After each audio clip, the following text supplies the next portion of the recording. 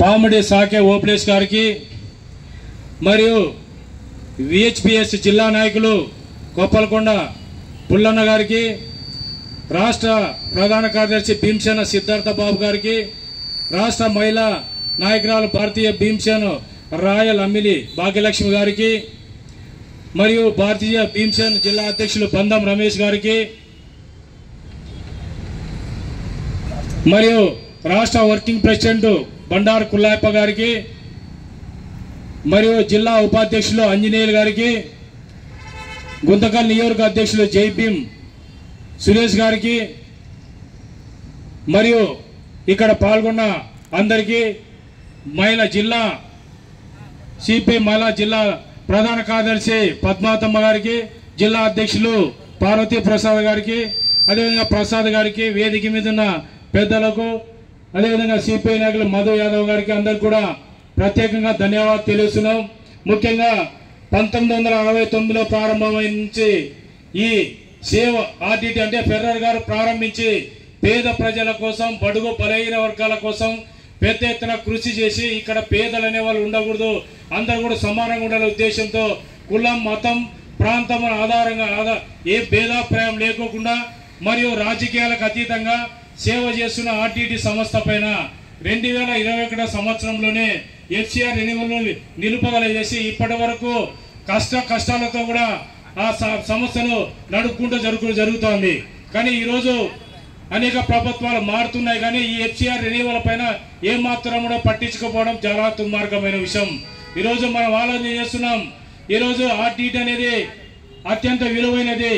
ఈరోజు జిల్లాలో పెద్ద ఎత్తున కూడా ఏ సమస్య వచ్చినా కూడా ముందు హక్కున చేర్చుకునే పేద ప్రజలని ఆర్టీటీ సంస్థనే. ఈరోజు విద్యా రంగంలో కావచ్చు, అదేవిధంగా వైద్య రంగంలో కావచ్చు, అదే రైతు సమస్యల పైన కావచ్చు, కార్మికుల సమస్యల పైన కావచ్చు, ఎప్పుడు కూడా ముందున హక్కున చేర్చుకున్న ఆర్టీటీ సంస్థే. అది అందరికీ తెలిసిన విషయమే, అన్ని రాజకీయ పార్టీలకు తెలిసిన విషయమే. అయినా కూడా ఈ ప్రభుత్వాలకు చీమ కుట్టినట్టు లేదు. ఈరోజు కులాలకు అడ్డం పెట్టి, మతానికి అడ్డం పెట్టి ఈ బీజేపీ ప్రభుత్వం ఒకసారి ఆలోచన చేయాలి.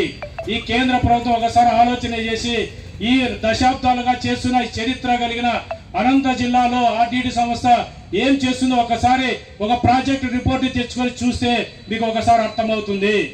అర్థమైనా కూడా తెలిసినా కూడా తెలియనట్లు నటించడము చాలా దుర్మార్గమైన విషయము. ఈరోజు ఆలోచన చేస్తున్నాం. జిల్లా వ్యాప్తంగా అన్ని దాదాపు 10,000 మందితో కూడా ఇక్కడ కూడా పెద్ద ఎత్తున కూడా భారీగా ప్రదర్శన జరిగి ఉద్యమాన్ని కూడా చూపించారయ్యా. పేదల కోసం పనిచేస్తున్న సేవ్ ఆర్టీటీని మీరు కాపాడుకోవాలని చెప్పడం జరిగింది. ఈరోజు ఇక్కడ 2 రోజుల పాటు ఇక్కడ అమర నిరాశ చేసిన మన దళిత నాయకులు, అదేవిధంగా ఈ సామాజిక ఉద్యమ నాయకులు కూడా ఒకసారి ఆలోచన చేయండి. ఎందుకంటే ఈరోజు ఉమ్మడి జిల్లాను కాపాడుకోవాలనే ఉద్దేశంతో ఇక్కడ అమర నిరాశ చేస్తున్నారు. దీనిపైన మీరు ఒకసారి ఆలోచన చేయాలా? ఈ పాలకులు అరే సేవ్ ఆర్టీటీ పైన ఎందుకు చేస్తున్నారు? ఇది అవసరము, అత్యంత అవసరం అని చెప్పి ఈరోజు విద్య కుంటుపడుతోంది, వైద్యం కుంటుపడుతోంది. ఒకసారి ఆలోచన చేయాలా? మందులు అయిపోతున్నాయి. ఎందుకంటే ఈరోజు కరోనా టైంలో కూడా ప్రభుత్వ ఆసుపత్రుల్లో కూడా వైద్యం చేయించుకోలేని ఈ పాలకులు కూడా ఆ రోజు ఆర్టీటీ భద్రపల్లి హాస్పిటల్ కావచ్చు, మిగతా హాస్పిటల్ కూడా మీరు కరోనాలో కూడా తీసుకొని మీరు సేవలు తీసుకొని కూడా ప్రతిగా బయటపడ్డారు. అది కూడా ఒకసారి ఆలోచన చేయాలా?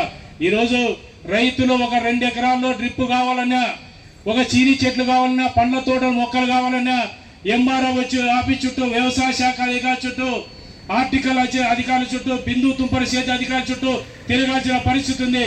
కానీ ఆర్టీటీలో ఒక అప్లికేషన్ పెట్టి అయ్యా మాకు పేదలము, చిన్న సన్నకారు రైతులము, మాకు డ్రిప్ సౌకర్యం కావాలి, పండ్ల తోటలు ఒక 5 ఎకరాల లోపల మాకు కావాలి, మాకు పండ్ల చెట్లు, జామ చెట్లు కావాలి, రేగు చెట్లు కావాలి అంటే క్షణం ఆలోచన చేయకుండా పేద ప్రజలను ఆలోచనతో వాళ్ళ తక్షణమే మంజూరు చేసి పండ్ల తోటలు నాటించి బిందు తుంపరి సేద్య పరికరాలు అందుబాటులోకి తేవడము మన ఆర్టీటీ లక్ష్యము.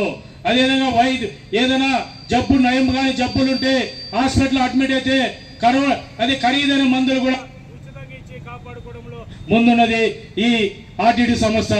వీటన్నిటితో విద్య, ఎందుకంటే ఏదో 10th క్లాసులో పాస్ అయితే ఉన్నత విద్య కోసము స్కాలర్షిప్ కావాలన్నా, అదేవిధంగా ఉన్నత విద్య విదేశాలకు పోవాలన్నా, కార్పొరేట్ కాలేజీలో చదవాలన్నా, పేదలకు అందుబాటులో విద్యను కూడా తీసుకొచ్చిందంటే అది ఆర్టీటీ సంస్థ పాదాలు చెప్పి ఈ సందర్భంగా తెలియజేస్తున్నా. కాబట్టి అనేక సందర్భాల్లో కూడా మేము కూడా సింగనమల ప్రాంతంలో కూడా అదేవిధంగా జిల్లా వ్యాప్తంగా కూడా పెద్ద ఎత్తున సిపిఐ రైతు సంఘం కూడా మేము పెద్ద ఎత్తున కూడా ఆర్టీటీ రెన్యువల్ చేయాలా, ఎఫ్సిఆర్ రెన్యువల్ చేయాలని చెప్పి కూడా కార్యక్రమాలు చేశాం. కాబట్టి ఇప్పుడు కూడా ఇప్పుడైనా ఆలోచన చేయండి. ఈ వేదిక నుంచి అయినా కూడా మన సోదరులు అత్యంత విలువలు పాటిస్తూ కూడా ఇక్కడ ఖచ్చితంగా మాకు ఎఫ్సిఆర్ రెన్యువల్ చేసేంత వరకు ఇక్కడ కదిలేదు, మా దీక్షను విరమించలేదని చెప్తున్నారు. వాళ్ళకు పూర్తిగా మద్దతుగా మేము కూడా ఉంటామని చెప్పి తెలియజేస్తూ నాకు వేసిన అవకాశాన్ని ధన్యవాదాలు చేస్తూ సెలవు తీసుకుంటున్నాను.